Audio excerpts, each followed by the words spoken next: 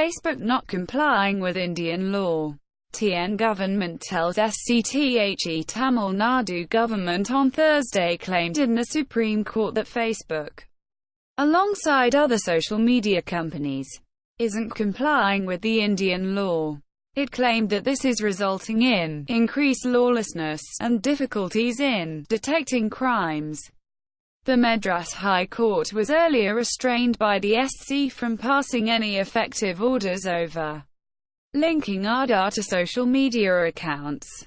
Using drones to study Amazon rainforest's health. Harvard University researchers are using specifically engineered drones to monitor the effects of climate change on the Amazon rainforest's health.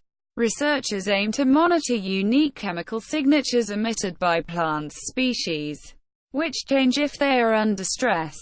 In varied ecosystems. They began work in 2017 with Amazonas State University and the Amazonas State Research Support Foundation. Google may soon let users search with screenshots.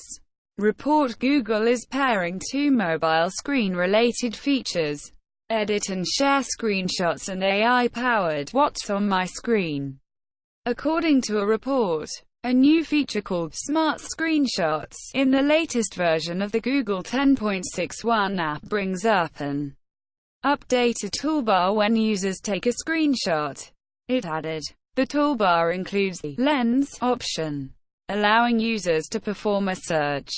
Infosys opens Arizona Innovation Center.